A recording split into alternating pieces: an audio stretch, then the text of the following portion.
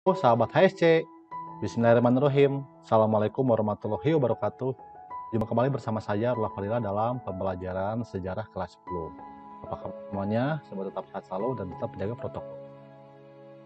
Baik, pada kesempatan ini kita akan berbicara mengenai perubahan dan keberlanjutan dalam sejarah.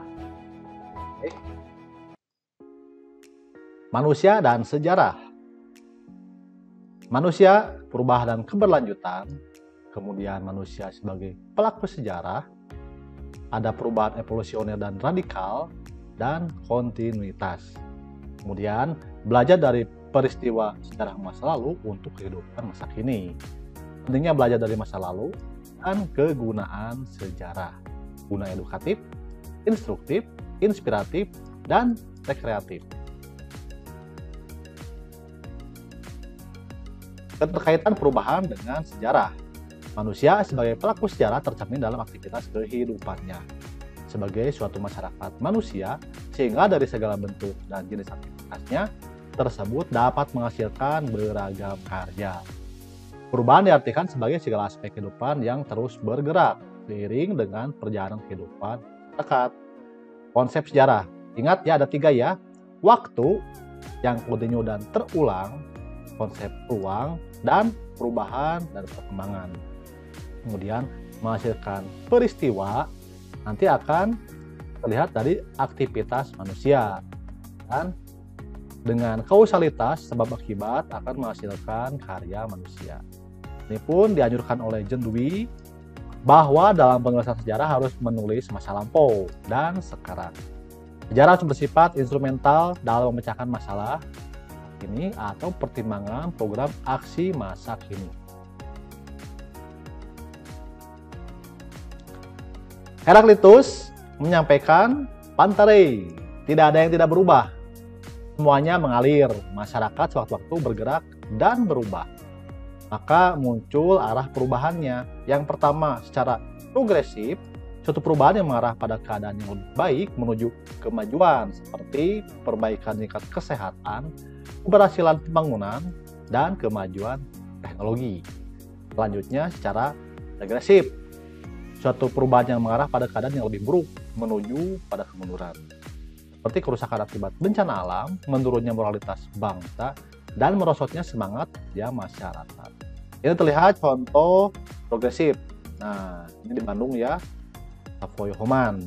Nah, ini masa kini sudah betul-betul berbeda. Kemudian contoh untuk regresif ini bencana alam.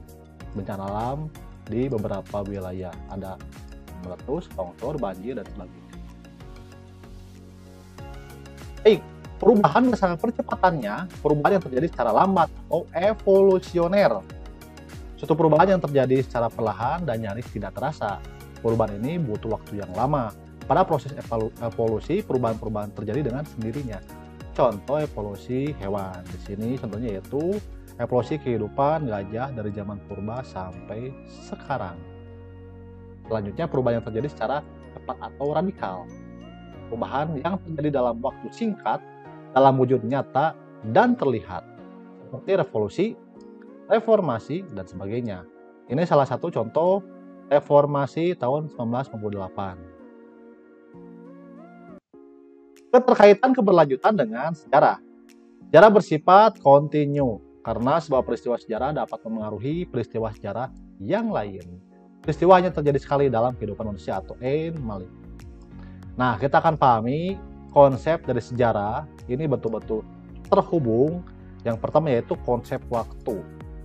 Peristiwa masa lalu, kehidupan manusianya dalam segala aspek yang terjadi pada ruang geografis. Jadi di sini ada 3 konsep. Konsep waktu, masa lalu ya, manusia, dan ruang geografis. Selanjutnya, pengajian tersebut untuk mengetahui perubahan dan perkembangan cara hidup manusia secara fisik dan kurun waktu tertentu yang berkesinambungan, sehingga dapat dijadikan sebagai pedoman bagi kehidupan dan cita-cita masa depan. Jadi di sini ada 5 konsep dalam sejarah. Perubahan dan keberlanjutan dalam sejarah. Kehidupan manusia senantiasa diwarnai dengan perubahan dan keberlanjutan. Artinya contoh berikut. Ledakan bom atom di Jepang pada 1945. ini ledakannya. Kemudian kita cek konsep perubahannya di mana. Perubahan yaitu menyebabkan kerusakan dan korban jiwa. Kemudian menandai kekalahan Jepang dalam Perang Pasifik, sehingga muncullah keberlanjutan. Mengubah situasi politik di wilayah Jepang, wilayah jajahan Jepang, kemudian munculnya gerakan kemerdekaan di berbagai wilayah termasuk Indonesia. Jelas ya, perubahannya Jepang kalah dalam Perang Dunia, kemudian keberlanjutannya Indonesia menjadi merdeka.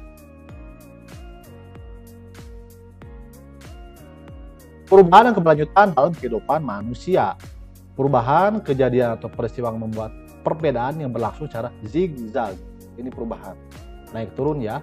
Kemudian keberlanjutan, satu keadaan yang telah berlangsung lama, berlangsung secara garis lurus. Ini akan terus berkesinambungan. Oke. Keterkaitan sejarah manusia dengan masa kini. Masa kini merupakan produk dari perkembangan masa lalu. Nah, patung Cicero di Roma, Italia. Cicero adalah orator terkenal Romawi. Salah satu ungkapan yang terkenal adalah Historia Magistra Vitae. Sejarah adalah guru kehidupan. Kemudian, sejarah mengajarkan kepada kita untuk memahami masyarakat dan bangsa sendiri dan juga mengenal bangsa-bangsa lain. Ini adalah tokoh-tokoh legenda dunia, Mahatma Gandhi dari India, pejuang kemerdekaan India, kemudian Dr. Sun Yat-sen, tokoh nasionalis Tiongkok, dan Nelson Mandela, revolusioner anti-apartheid Afrika Selatan. Dengan mengenal tokoh-tokoh dunia, kita dapat banyak belajar dari pemikiran dan perjuangan bangsa. Pentingnya belajar dari peristiwa sejarah masa lalu.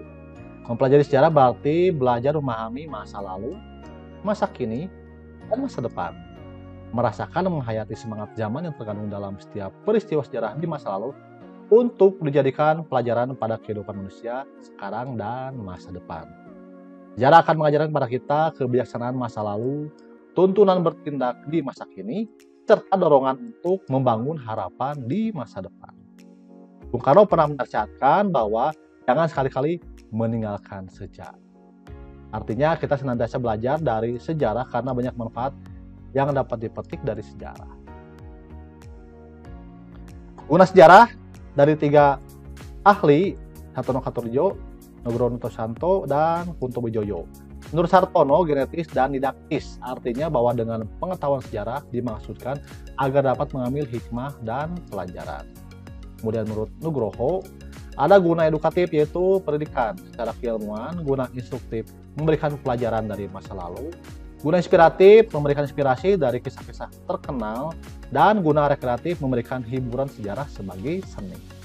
Kemudian Kunto Wijoyo guna intrinsik, sejarah sebagai ilmu dan cara mengetahui masa lampau. Guna intrinsik, sejarah empiris, keilmuan, dan normatif, nilai, dan makna. Pelajaran dari sejarah karena sejarah adalah guru kehidupan. Historia Magistra Vitae. Demikian materi pembelajaran sejarah kali ini. Semoga bermanfaat. Sampai jumpa di pembelajaran berikutnya. Wassalamualaikum warahmatullahi wabarakatuh.